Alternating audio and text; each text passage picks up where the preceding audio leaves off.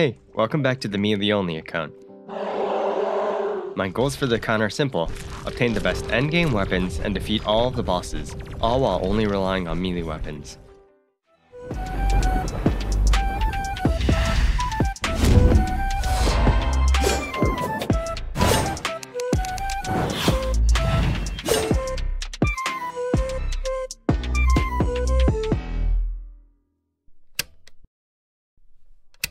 Last episode, we set out on a quest. No matter what happens, I will defeat the Wall of Flesh, and accomplish just that. With the wall defeated, the ancient spirits of light and dark were released into the world, and the fate of this world was forever changed.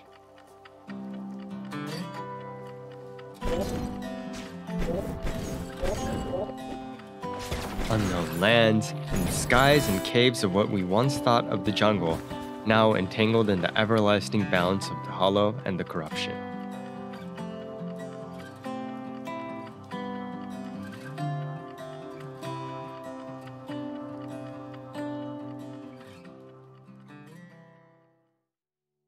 Hey, it's good to see you again.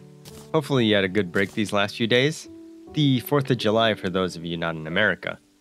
You probably saw a glimpse of me using the Demon Heart at the end of last episode. So yes, after defeating the wall, I earned my right to the 6th accessory slot.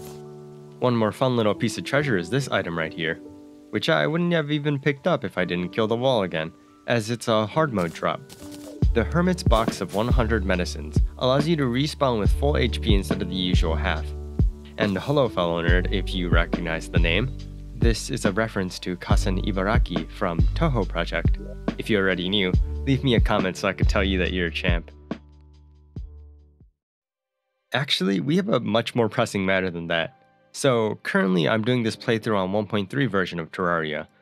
Calamity recently got updated to be playable on 1.4.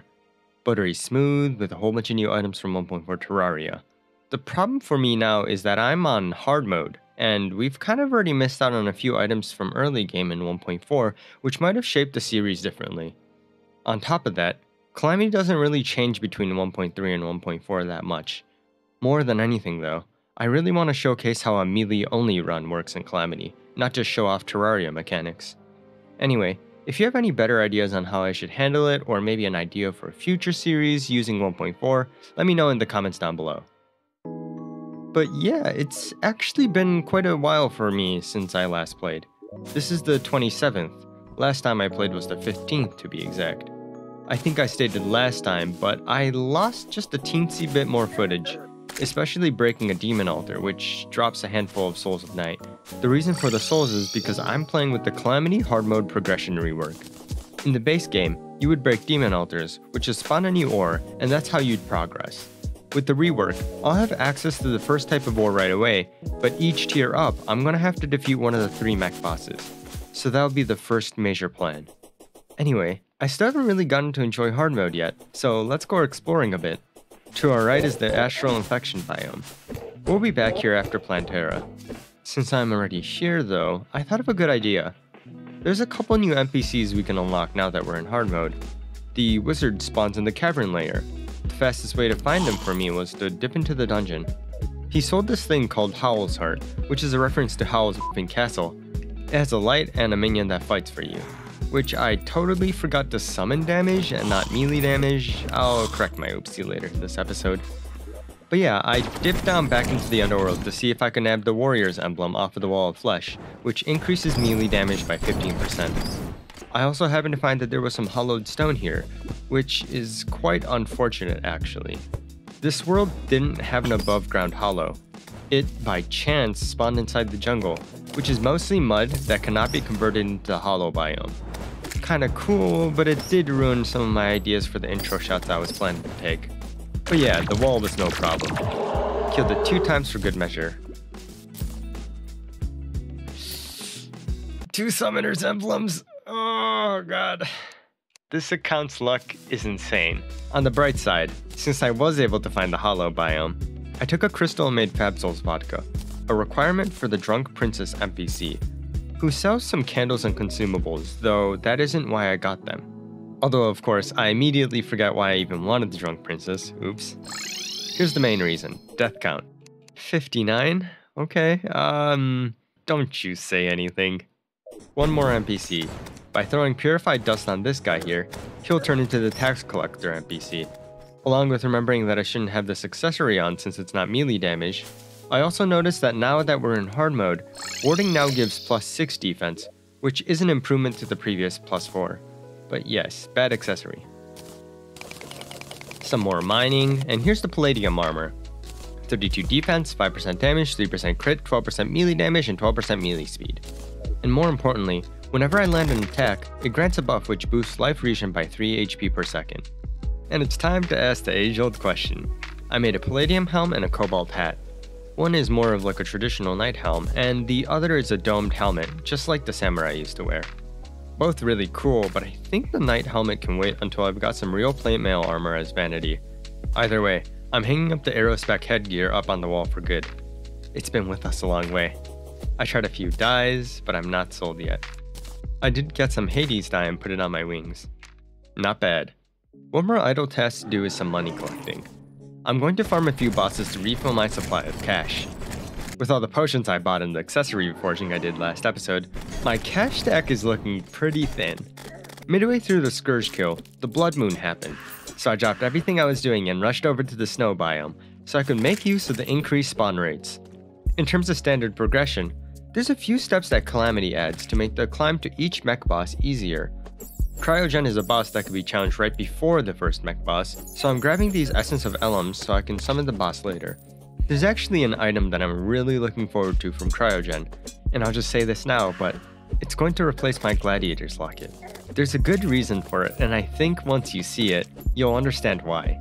So the mech bosses will be the first major goal, and Cryogen will be the first step there. Though, I'm not exactly done with all my prep work just yet. Here's a few more houses for the previously mentioned NPCs. I also took a quick dip into the jungle for a few life fruits, which permanently increased the max HP by 5 each. I'll slowly be working towards the next gap of 500, though you could probably already tell I got bored right away. In terms of other upgrades, I wanted to revisit the Sunken Seas and fight the giant clam, as the boss now drops some new things now that we're in hard mode. Along the way I picked up an earthen pike, which attacks quickly and shoots projectiles. The giant clam now has a new move, but was mostly a straightforward fight. I remembered one more weapon I forgot to make. The Caustic Edge can now be made into the true Caustic Edge. 233 damage over the 125 damage of the Fractured Arc. It shoots a sword projectile on swing. I went back and killed another giant clam, though this time without any problem. We dropped the Clam Crusher this time, a mace that deals large damage and stunts enemies. So, new armor, new weapons, what else? One last thing on my mind, wings. I went up to the sky to kill a wyvern, a mini-boss which drops the souls of flight. They'll be used to craft the new wings. Okay, quick pause. I just looked at my inventory after the last wyvern fight. Look at this pineapple. There's a 1 in 500 chance from a goldfish out of all enemies. A 0.02% chance to drop. It summons a pineapple. It's gonna be replacing my pet cat, and no, I don't feel guilty about it. If you could have a floating pineapple pet, I bet you would too. But yeah, I'm going to go for angel wings, and I need a few more souls of light to do it. It took me a while, but I finally found the underground hollow from the surface. I want to show you something I found incredibly satisfying. Look at all those enemies dead. And I don't know if any of you caught that. Yeah, I just got the blessed apple right there. That's a 1 in 150 chance, or a 0.67% drop chance from any hollowed enemy. I've literally only spent a minute in the hollow, so that's a pretty good rate. It summons the rideable unicorn mount. But yes, back at home with the Souls of Light, here's the angel wings. 20 max HP, 10 defense, and 2 regen. Quickly gave them warning, and I think I'm ready to take on Cryogem. So look forward to that next episode, and I'll see you soon. Provided that things actually go to plan, right? Before you go, if you're still looking for more Terraria content, I highly recommend longtime friend of the channel, Honeydust, over in the description down below or on the end card. Him and I are doing a series on crafting the Soul of Eternity, an item which requires over 1,500 unique items to craft, and a mod list containing 5 major content mods, including Calamity, Thorium, Shadows of Abaddon, Dragon Ball, and Fargos. Due to the nature of my content and also not making a penny off the content yet, I won't be able to guarantee regular uploads, but nothing will stop me from finishing the goals I've set out on this series. Anyway, thanks for listening and thank you for enjoying the content.